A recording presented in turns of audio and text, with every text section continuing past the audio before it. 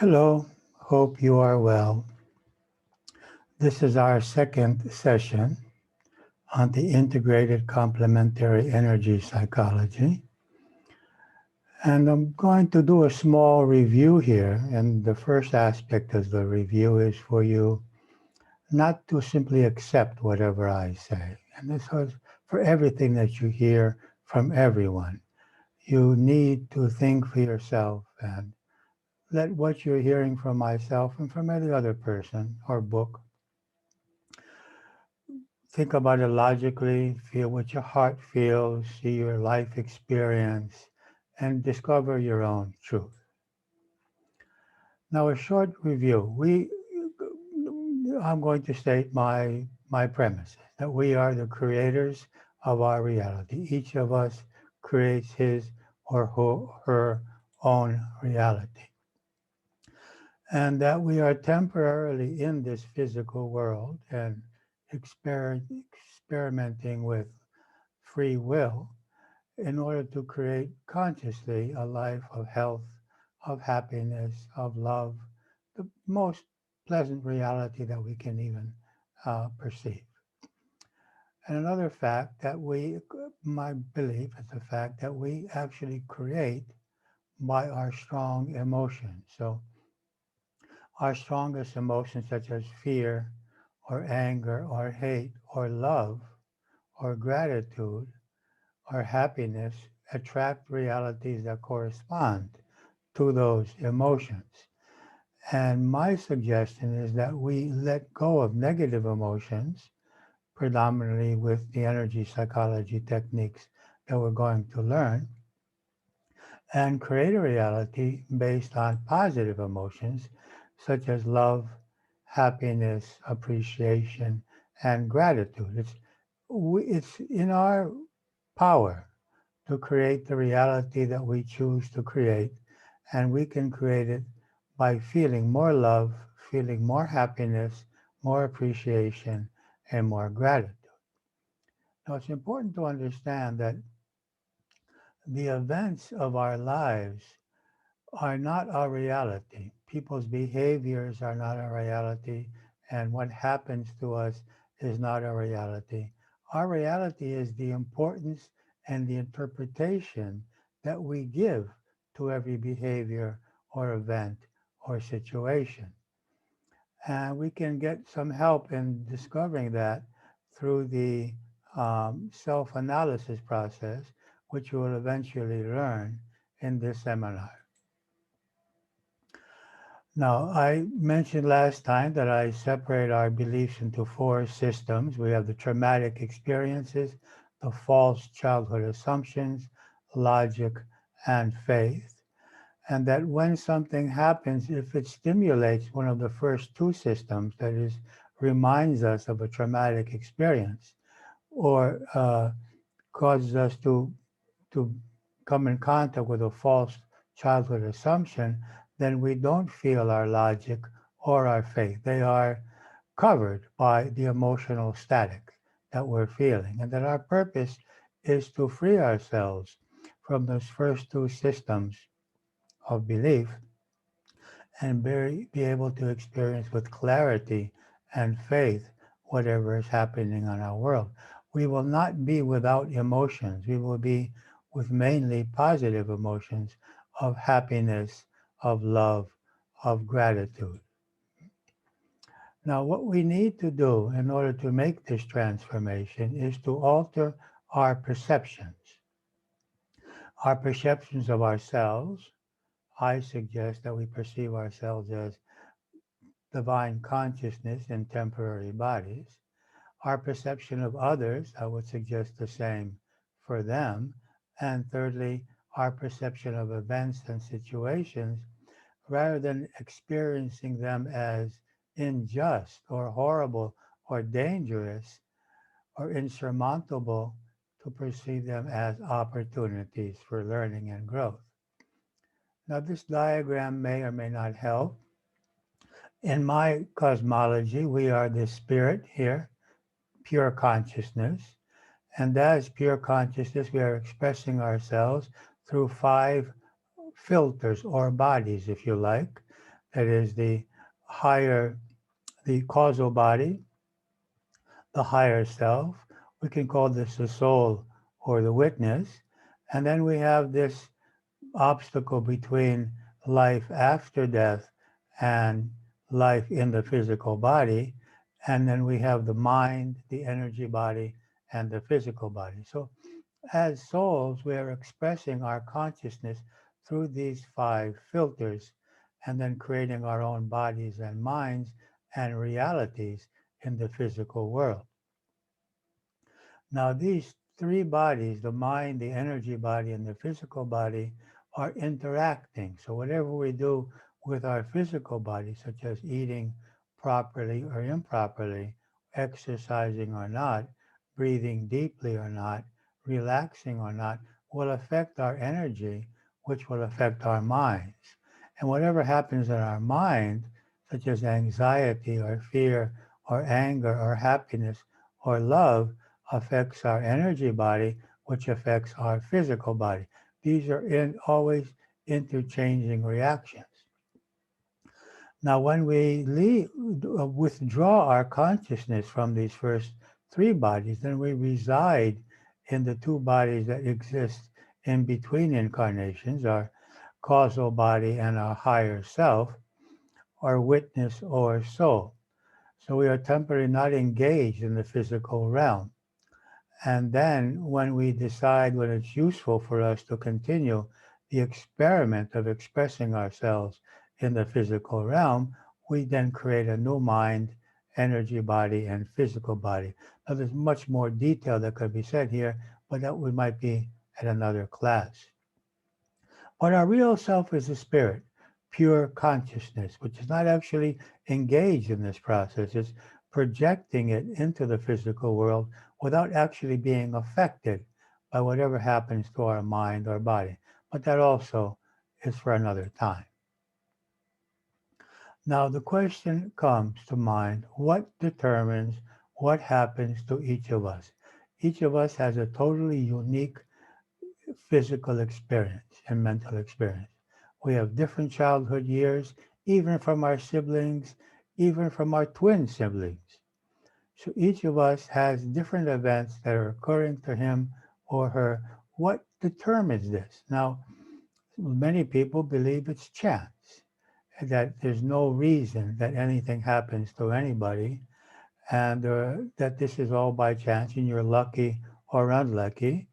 Uh, I don't believe that. I believe that there are reasons for everything. And of course, the main question is what determines what happens to us in our childhood years? Because we can say, well, our childhood years have determined our mind, and our mind is now creating our reality. But why does each of us have a different childhood year? And why does each of us have a different physical body with different strengths and weaknesses in our physical body? And why do we seem to have a character, already formed character to a great degree when we are born? Any parent with more than one child can tell you that even though they tend to react to those children in a similar way, each child is born with its own character. So where is this character coming from? And why do we have specific experiences as children? Now, what we're actually doing is we're giving form to a neutral energy, a field of possibilities. What is causing us to experience this field of possibilities in a different way than everyone else? So the first law I believe in is action-reaction. It's a physical law of physics. And we can also call it karma, if we wanted to talk about it spiritually, in which our past thoughts, emotions, choices, and actions are returning to us in the present. And everything that we have experienced in our lives could be, I believe it is, a reaction to what we have done previously. Now, if we're talking about before birth, and we're going to have to accept the possibility of reincarnation, that's your choice if you want to accept that possibility or not. But if you don't accept it, you're going to have to find what is causing us to be born with different bodies, different minds, and different characters to different parents who behave to us in those first years in totally different ways. I'm explaining it in this way.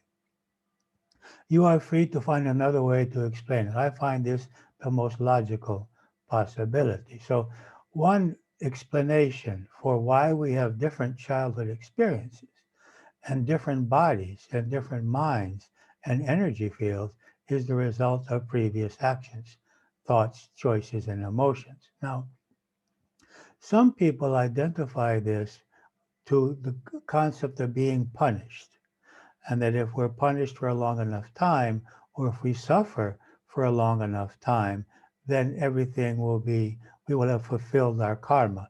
I don't believe that. I don't believe in punishment.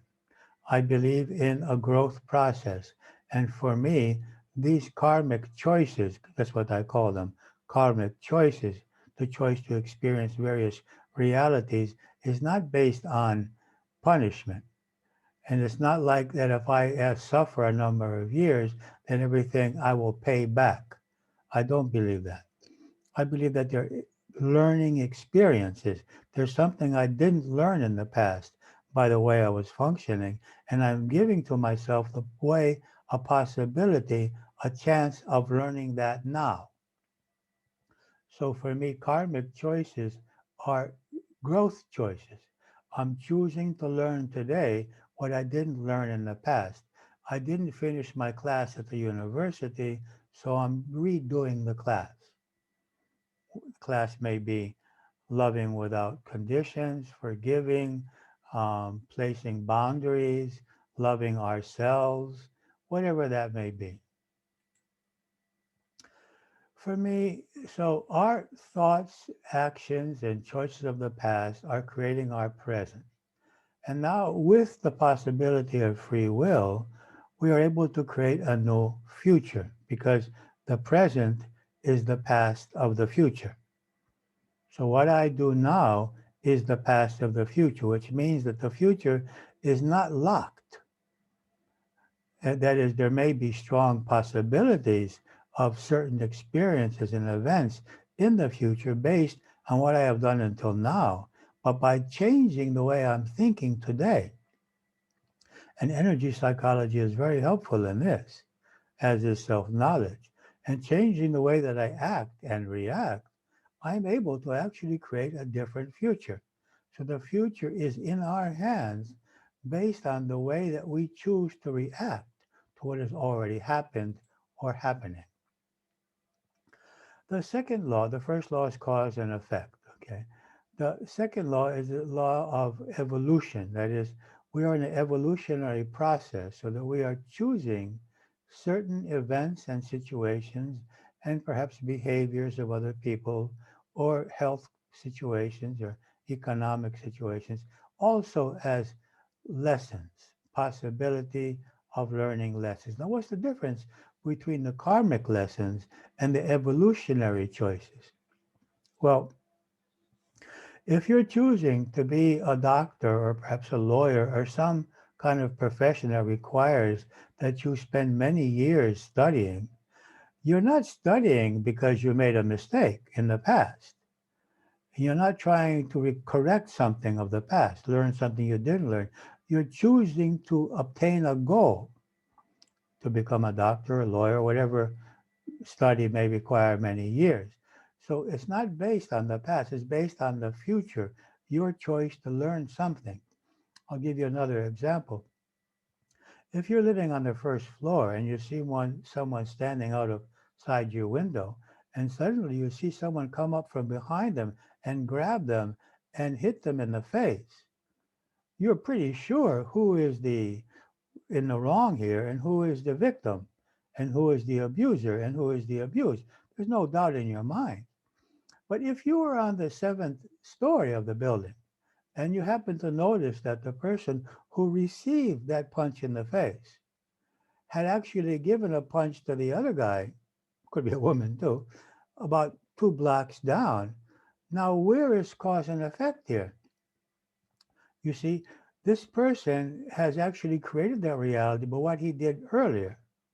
Now, if we keep watching from the seventh floor and we see that actually they meet a little further down the road and talk about what happened and learn something from that, then that's the soul choice. So the cause of what is happening could be in the past, but the cause of what is happening could be simply in the future in the sense that it's an opportunity for growth. So we could choose parents who don't behave towards us as we would like them to behave as growth opportunities and not as karmic choices. There could be no karma here. It could be just a soul choice. I want to learn to feel my self-worth even when I've been rejected as a small child or abandoned or abused. Okay, so there are karmic choices and then there are evolutionary choices that are creating our reality. Now, the third law, in my perception, and feel free not to accept it, is the law of attraction or mirroring, in which our present emotions and thoughts and beliefs are attracting our reality today. So we may be attracting realities out of habit. We may have had experiences in the past which have caused us to fear certain events or to feel suppressed by certain realities. And today we're recreating those events, not because we need to, because they're karmic or soul choices anymore, they've become habits. So our beliefs and our emotions in the present are attracting to us realities which are based on basically on our strongest emotions. Now we can also accept, besides attract, also project. And that means that we can be projecting onto life and to people motives and situations and causes which are not there.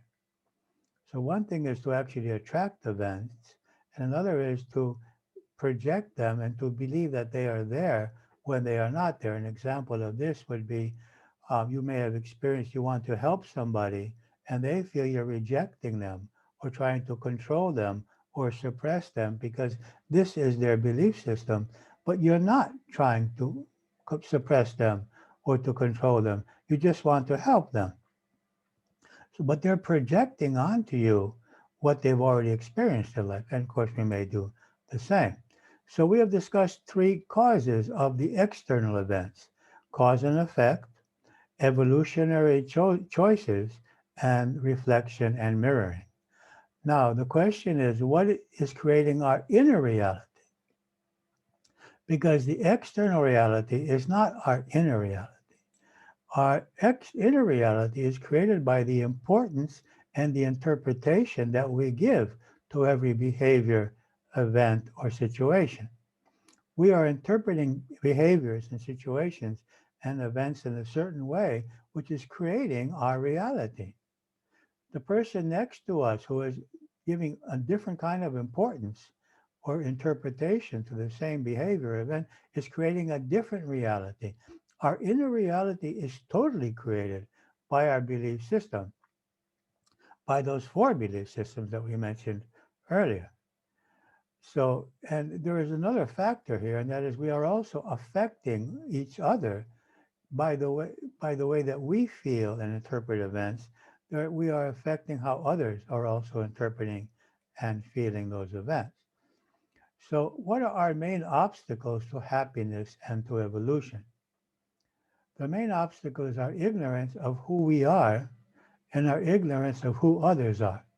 Now, I believe that I, you, and others are actually expressions of divine consciousness in the process of evolution using free will in this physical realm.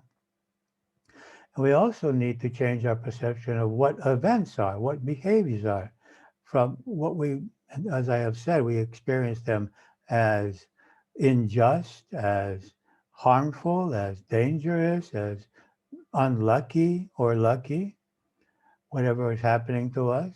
But for me, they're just possibilities of growth experiences. So we want to free ourselves from our charged experiences, impressions, our false assumptions, and experience reality through logic and faith. Now, what are our fears? Our fears are based on the fear of pain for the body or the end of the body, and our fear of pain for the mind or the end of the mind. We fear the mind ending or feeling pain. And we fear events that may cause us to suffer physically or emotionally, and we fear non existence. Now, these fears create attachments. We try to feel safe by attaching ourselves to people, objects, substances, situations, roles in which we seek to establish a sense of self worth or security or freedom or perhaps even meaning in our lives. So the more attached we become, the more fearful we become because we're fearful that we're not going to be able to obtain what we are attached to, or even if we have it, we fear losing it. And that increases our focusing on ourselves, our selfishness, our egotism. And so now we have this circle. Ignorance creates fear, ignorance of who we really are, which creates attachment, which creates increased fear, which creates egotism, which creates pain. So our pain is caused by the ignorance of who we are and our attachments. Behind every pain, there is an attachment. And this is what we want to discover and free ourselves. So, how can we get free? First of all, our energy field is affected, as we mentioned last time, by our emotions, our food, our thoughts, our way of life, and some other details. But these are the main things: emotions, food, thoughts, and way of life. And let's consider that our energy field has lost its harmony, and we want to create a new harmonious energy field. That is by proper eating, exercise and breathing, relaxation methods, self knowledge process, energy psychology, which is the subject of this seminar, positive thoughts, transformation of beliefs, and meditation. And you may add something else here. So, this is how we can correct our energy field. Now, we mentioned last time three forms of resistance towards positive change. One is the pain body, who seeks to experience negative emotions, which it's become used to. It feels safer that way. It doesn't feel safe in happiness because from happiness we can fall. When we're already fallen, we're safe. And also we're worthy because we're the victim and the other people are at fault for the fact that we are the victim. So the pain body doesn't want to let go of the pain. So when we employ these techniques and are able to focus on the same situation and experience peace, experience our self-worth, experience security, fullness, completeness, whatever you want to experience, then the pain body is altered. And if we do this frequently, the pain body is gradually liberated. The second form of resistance that we mentioned are our nerve endings, our synapses. And we mentioned that every time we employ these techniques and are able to focus on the stimulus and feel okay, feel our self worth, feel safe, feel happy, peaceful, new synapses are created. And the old synapses are withdrawn. They shrink, actually. It's a reality. So we're creating a new way of perceiving, a new association with this event in the brain. And the third change is through the hypothalamus and pituitary and the peptides that are excreted every time we have an emotion.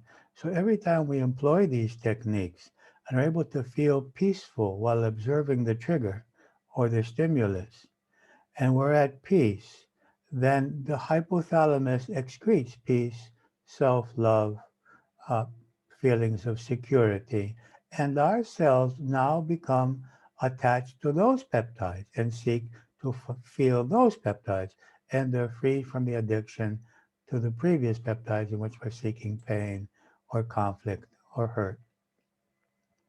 Now, these are the techniques that we'll be learning and employing You may know some of them, and basically we'll be learning how to combine them. That's why it's integral energy psychology or complementary, in the sense that one complements the other. So it's E.F.T, Sedona Method, Ho'oponopono, Brain Hemisphere Balancing, Healing Code, T.A.T, B.S.F.F, Heart Math, and Inspired Questions. Let me repeat that common to all of these is the initial measuring of the intensity of the phenomena that we want to work with. It could be an emotion, it could be a physical problem, it could be a desire for something. We accept the phenomena and accept ourselves. We accept the emotion or the desire or the physical pain or discomfort, and we accept ourselves. Then we accept letting go of the phenomena, the pain or the emotions or the addiction. We accept having and we accept not having.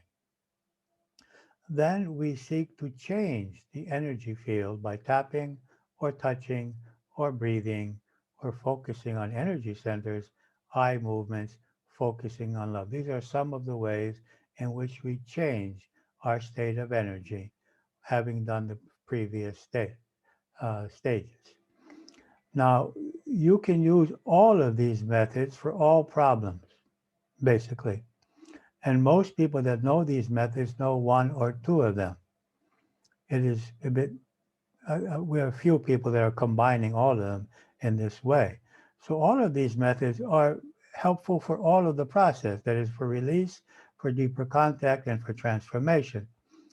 But I like to separate them and then use them in combination.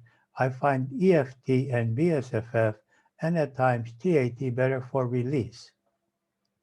Whereas for deeper contact with our subconscious, Sedona and Ho'oponopono.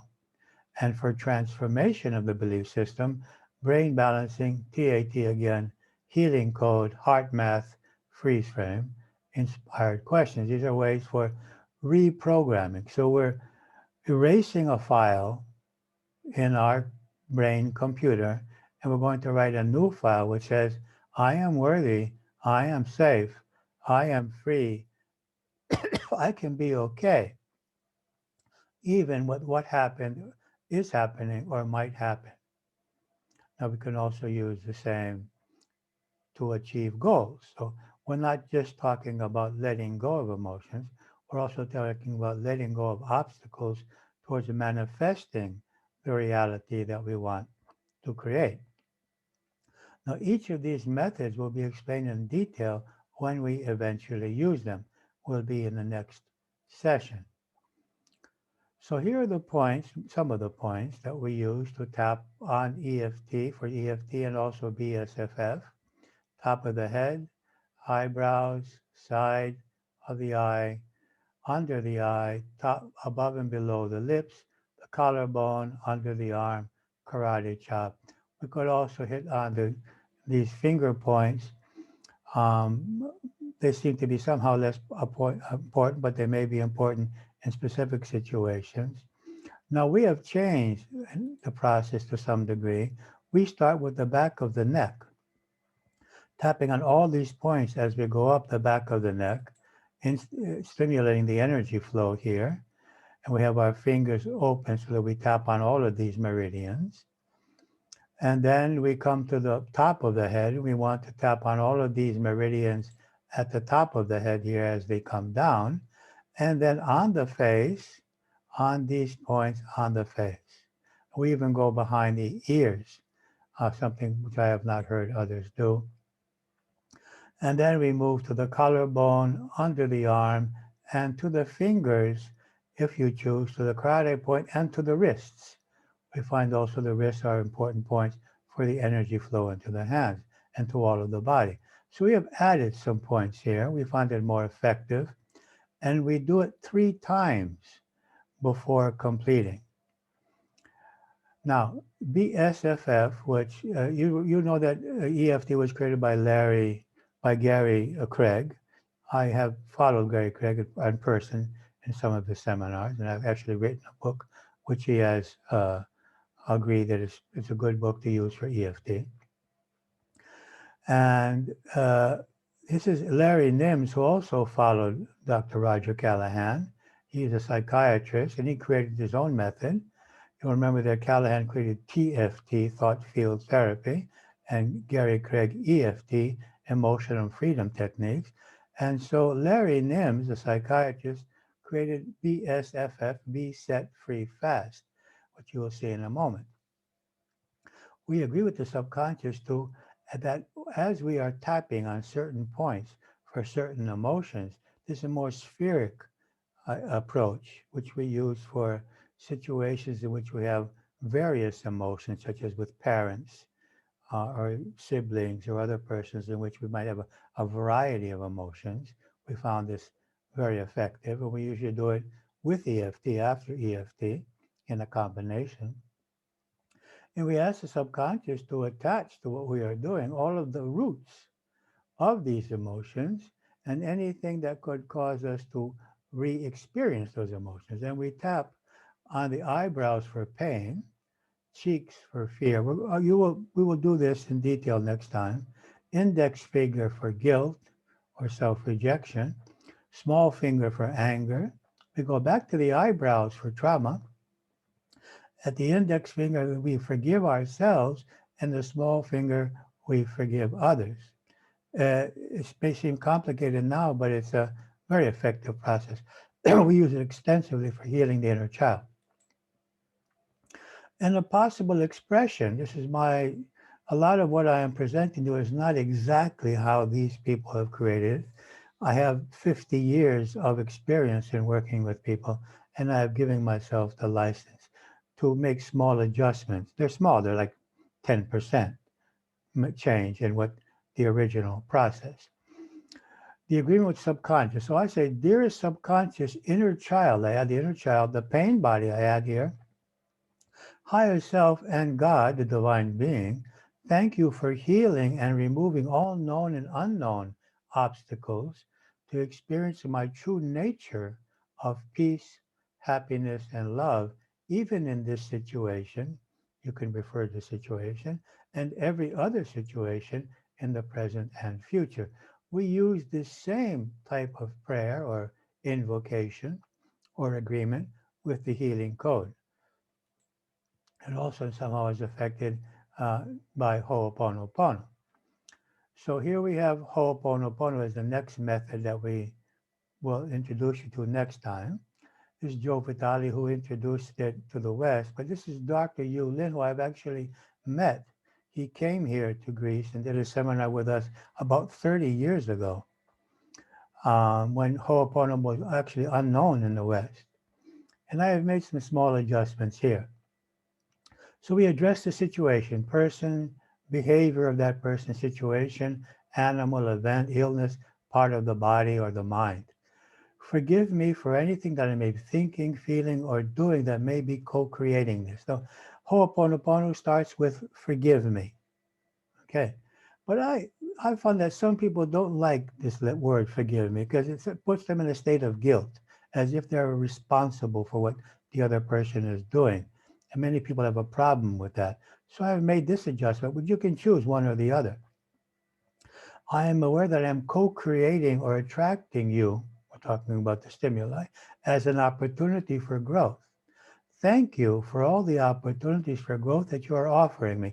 So rather than saying forgiveness to the other, forgive me to the other person who's behaving in this way, I say thank you. We don't say it to the person, we say it in our minds. Thank you for the opportunity for growth that you're giving me. I am grateful, and if possible, I love you. That takes some strength. I also love myself. Next step.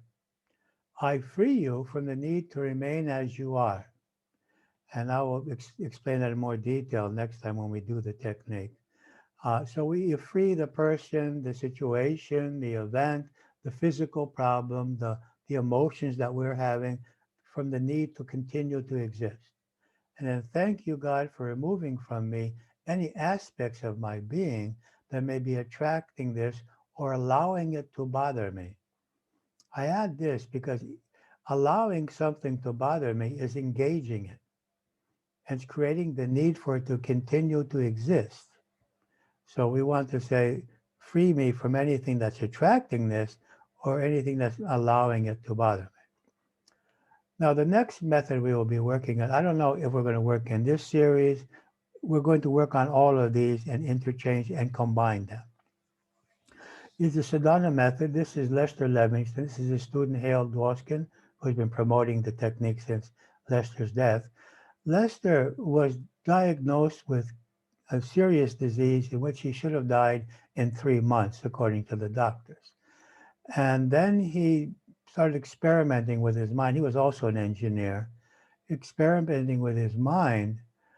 Basically, I would say that it's a very Buddhist technique that he's using. And accepting emotions and letting them go.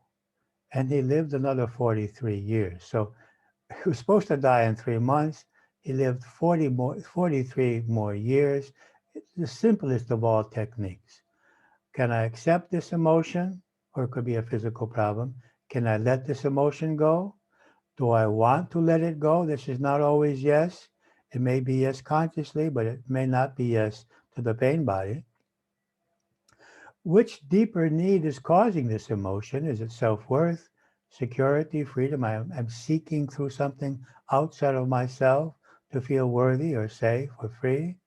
Can I accept this need or belief or doubt? I call it a doubt because I'm doubting my self-worth or security or freedom. And can I let this go?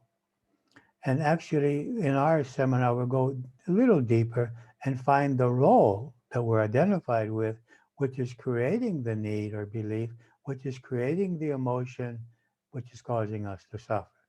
It's a beautiful technique and quite effective, and I like to put that towards the end of our exercise.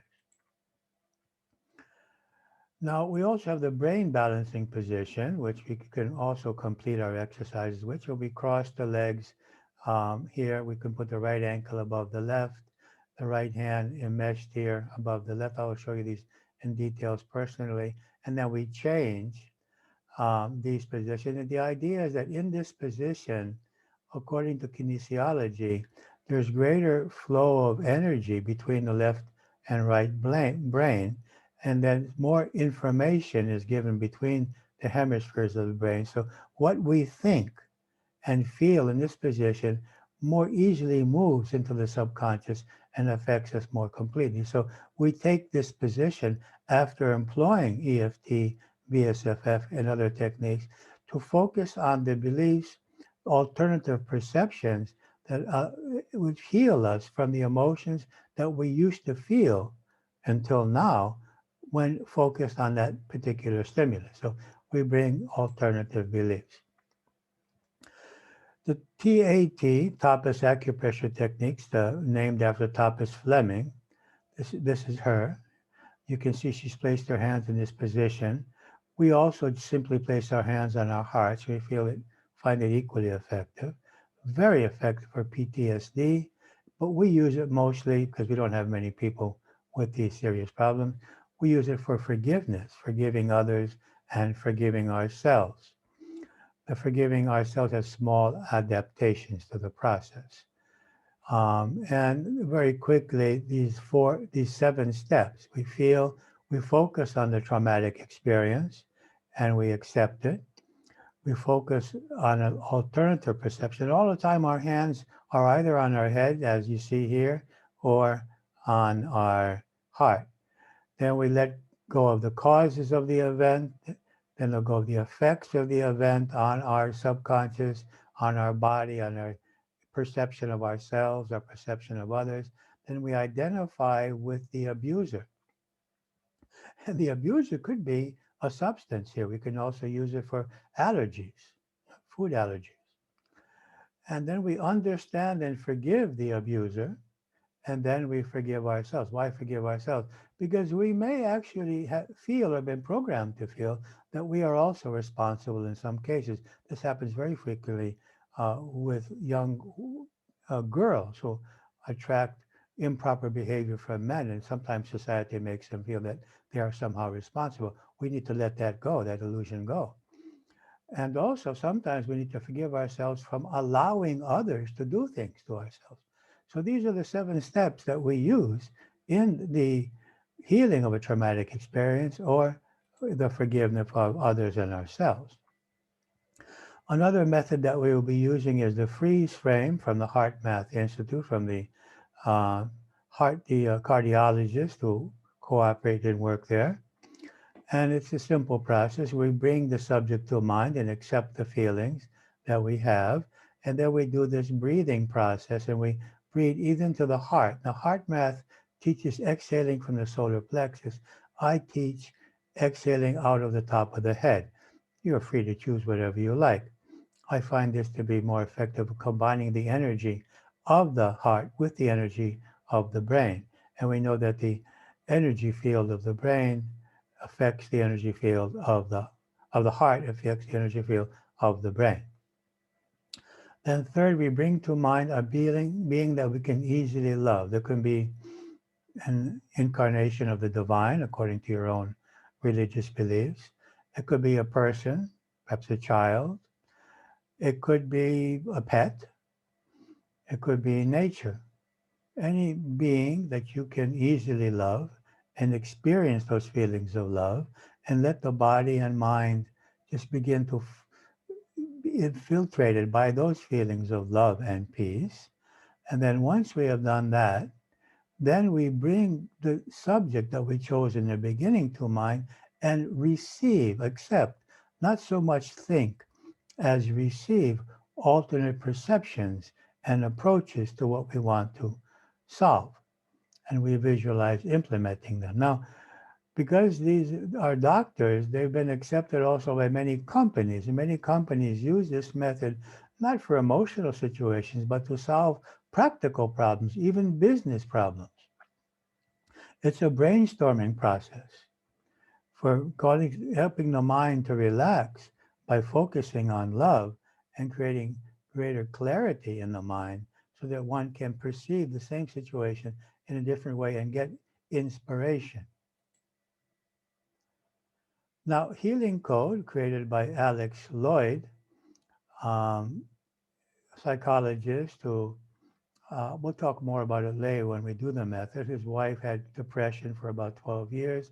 He was seeking a way to help her. He was guided in some way to place his hand in these positions that you see here, directing energy to various energy centers in his head, in his brain, without actually doing anything else in the beginning. And when his wife did this, she was healed of depression. And I don't know, 25 years have passed now. She still hasn't. And he began to share with his patients, and they not only became healed of emotional problems, but of physical problems, even ASL, even cancer, even multiple sclerosis. So he called it the healing code. And people would place their hands in these positions. Now, since the beginning, he's added bringing various positive perceptions to mind and also making a small prayer in the beginning. So the process somehow developed gradually from just placing our hands to focusing on the stimulus and accepting the emotions or the physical pain. Remember past situations in which we experienced similar emotions. Focused on the oldest or most intense memory of that list of similar emotions. A prayer of thanks, similar to the one we already mentioned, or agreement with the subconscious or God to remove all roots and causes. Then we take these 4 positions in series 3 times. That would be 12 positions altogether, 4 times 3. In each position, bringing to mind alternative perceptions that free us from the emotions that are bothering us. And then what we do is place our hands on our hearts and focus on a relationship of love and acceptance with ourselves, feeling that we are supportive of our own self and feeling a reconciliation with our own self. And that agreement could be like the one we already mentioned, dearest subconscious, inner child, pain body, higher self, divine being. Thank you for healing and removing all known and unknown obstacles to experiencing my true nature of peace, happiness, and love, even in this situation and every other situation in the present and the past. Now, In order to heal some situations and emotions, we may need to work with the past. Of course, that is a totally different seminar, but we could work slightly in that with that because the causes of our emotions may not be at all in the present, but in past experiences. So what we do is we go into the past, find the traumatic child experience, employ these techniques, E.F.T, B.S.F.F, T.A.T, all the same techniques, until the inner child is able to re-experience the same event, but now with new truths. And we'll discuss those truths next time. That I am worthy, I am safe, these people have problems, this is a growth opportunity, they are suffering, otherwise they wouldn't be behaving in this way. So we begin to perceive the same event which caused us to reject ourselves and feel unworthy, or to feel at fault, or to feel in danger, and experience in a different way. And when we change the experience by changing the interpretation, then our present changes because the past does not exist. The past exists only as an interpretation in our minds, how we interpret it as children. So the moment we change that interpretation and be able to perceive that event as not demeaning, able to maintain our sense of self-worth and innocence in that situation, then we actually change the present. We change the past to change the present. So as I see, we're going to do this next time, that we'll choose someone's behavior which sparks within you an emotion you would like to be free from. So I would suggest that for next time you do that, select an emotion, a behavior, which causes you to feel in a way that you prefer not to feel, and some questions. What is the behavior? What do you feel? Stimulus, emotion. How would you like to feel? Peaceful, worthy, free, happy, indifferent, whatever. Which alternative perceptions will allow you to feel how you would like to feel? What do you need to believe to feel how you would like to feel, which is different from the way you've been feeling until now? Why do you prefer not to feel the old way? What is your motive here? Why is it safe to feel how you would like to feel? Is it safe to feel worthy? Is it safe to feel safe? Is it safe to feel happy? Is it correct to feel happy in this situation? Why is it in your benefit? And next time we will employ some combination of these techniques. I don't know if it'll be this exact series, having brought with you the specific emotion that you want to get free from. And of course, the brain hemisphere balancing is always in a method that we would use.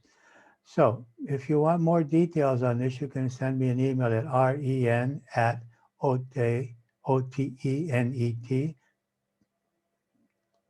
period, gr, with the energy psychology English,